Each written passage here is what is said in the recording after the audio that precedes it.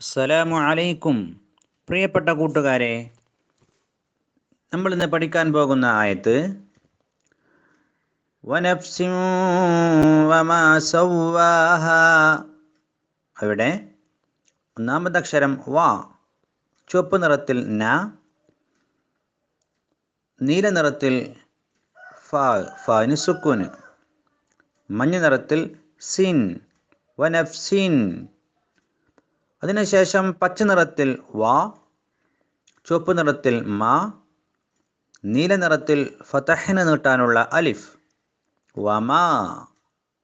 അതിനുശേഷം മഞ്ഞ നിറത്തിൽ സ, പച്ച നിറത്തിൽ വാ, വാവിന് ശബ്ദുണ്ട്, കട്ടികൂട്ടി പറയണം വാ. അതിനുശേഷം ചുവപ്പ് നിറത്തിൽ ഫതഹിന് നീട്ടാനുള്ള അലിഫ്. അതിനുശേഷം നീല നിറത്തിൽ ഹ, മഞ്ഞ നിറത്തിൽ ഫതഹിന് നീട്ടാനുള്ള അലിഫ് സവ്വാഹ. ഇനി ഇതിനെ താഴെയുള്ള വരിയിലേക്ക് നോക്കൂ. എങ്ങനെയാണ് ഇതിനെ കൂട്ടി എഴുതുകയും വായിക്കുകയും ചെയ്യേണ്ടത്? വനഫ്സിൻ, അവിടെ ചുവപ്പ് നിറത്തിലുള്ള നൂനിനെ ഫായിലേക്ക് ചേർത്തി എഴുതി, ഫായിനെ സീനിലേക്ക് ചേർത്തി എഴുതി. വായിക്കേണ്ടത് വനഫ്സിൻ, വനഫ്സിൻ. അതിനുശേഷം വമാ, അവിടെ മീമിനെ അതിന് ശേഷമുള്ള അലിഫിലേക്ക് ചേർത്തി എഴുതി.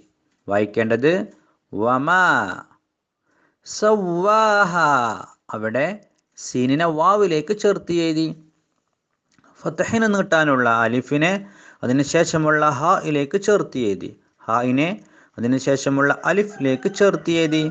വായിക്കേണ്ടത് സവ്വാഹ. ഇനി നോക്കൂ, എങ്ങനെയാണ് അതിനെ കൂട്ടി ഓതേണ്ടത്? ശ്രദ്ധിച്ചോളൂ. വനഫ്സിൻ വമാ സവ്വാഹ. ഇനി മുസ്ഹഫുള്ളത് നോക്കി ഓതിക്കോളൂ. വനഫ്സിൻ വമാ സവ്വാഹ. ആവർത്തിച്ചോതി പഠിക്കാം. അല്ലാഹു അനുഗ്രഹിക്കട്ടെ. അസ്സലാമു അലൈക്കും.